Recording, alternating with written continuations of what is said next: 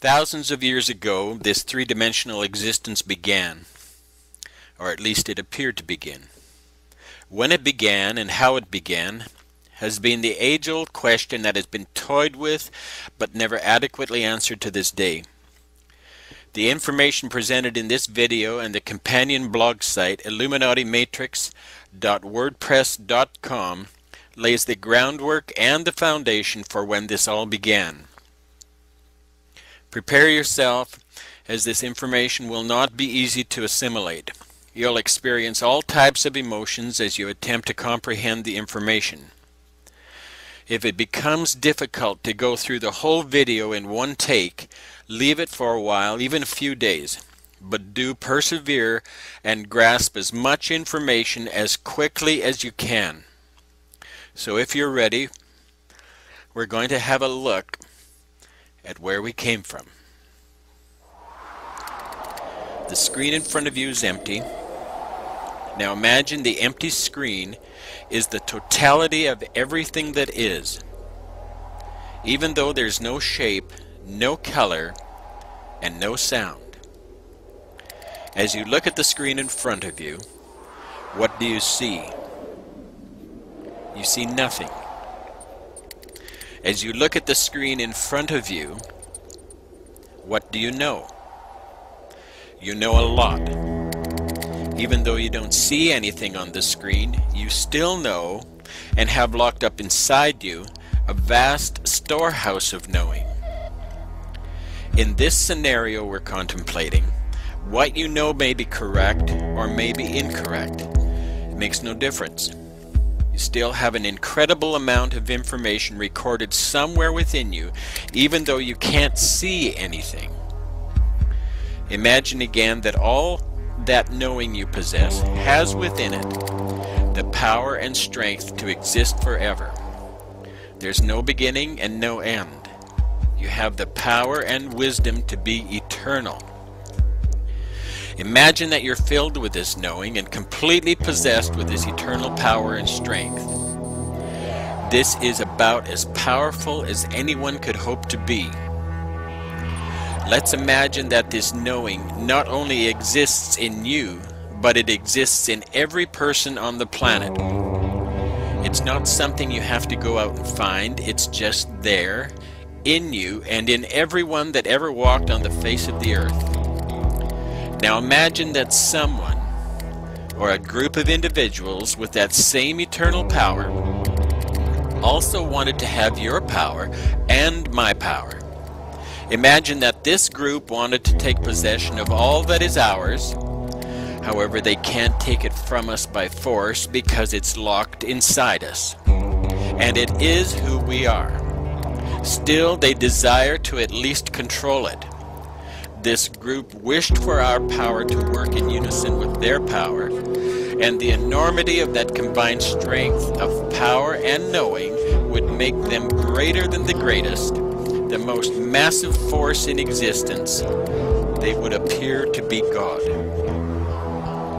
The information presented here will show you who and what God is, what religion is, what science and intellectualism is, and how to eliminate the control these fabricated illusory systems have on our lives.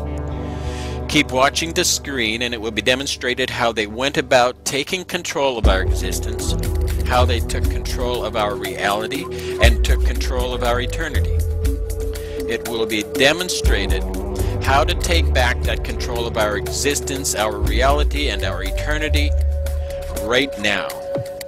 We'll see how to reconnect to our wisdom and awareness, which is the power and strength, the knowing of the eternal state. This wisdom and awareness is something we already have. There's nothing we have to do except reconnect to it. Here's how they disconnected us from wisdom and reality.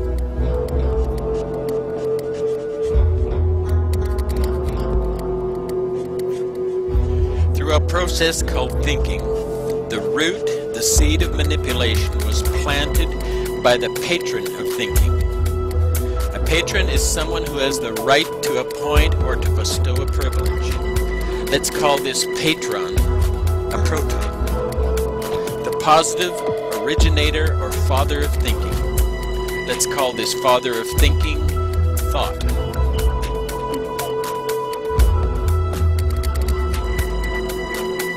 The seed of thinking, the seed of this patron father is neutral, not a patron or a proton, not mature enough to have seed of its own, simply neutral.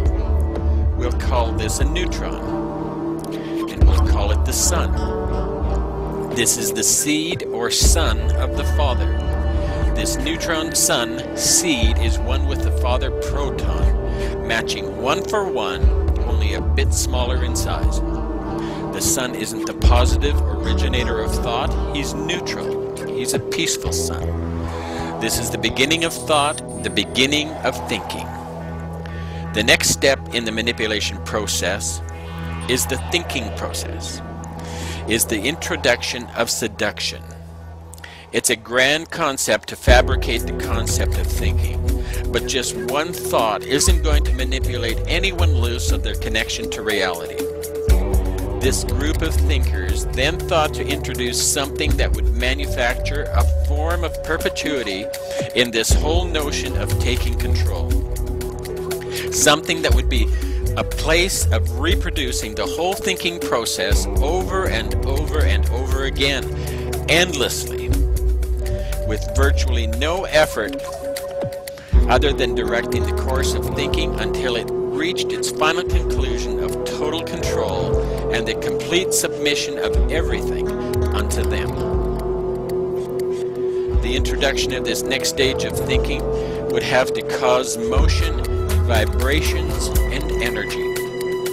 Without motion or energy, the proton and neutron, the father and son, would lie dormant, nothing more than a thought without purpose. The concept of an opposite to the positive proton was conjured up. We'll call this elect lady the negative attraction that would perpetually spark the imagination of the father proton. We'll call this elect lady the electron. The electrons would be small, much smaller than the father proton or the neutron sun. In fact, over 1,800 times smaller. This electron would spin around the proton and neutron, held in orbit by the attraction to the male, yet keeping a distance, yet flirting endlessly for the male to pounce. But why stop there? Introduce another elect lady and another. Make it a whole harem of elect ladies, flirting and circling the male, creating a womb of protection for the seed of the father to grow and reproduce another just like themselves again and again endlessly. We'll call this womb the nucleus. This womb will be the room, the birthplace of the neutron sun seed within the womb of the mother. This mother we'll call matter. This womb of the mother, this room of matter, is called the nucleus, for it produced the new clay of us. Matter is that which occupies space. Even though this mother electron is just a thought from the group of thinkers, it orbits the father and the son at the speed of thought, thereby occupying space, conjuring up the illusion of matter. Observe closely. The nucleus forms a hexagon in this two-dimensional demonstration.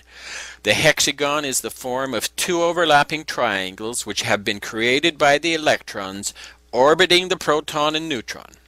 This hexagon is the hex placed on humanity through the adoration of the mother, the woman.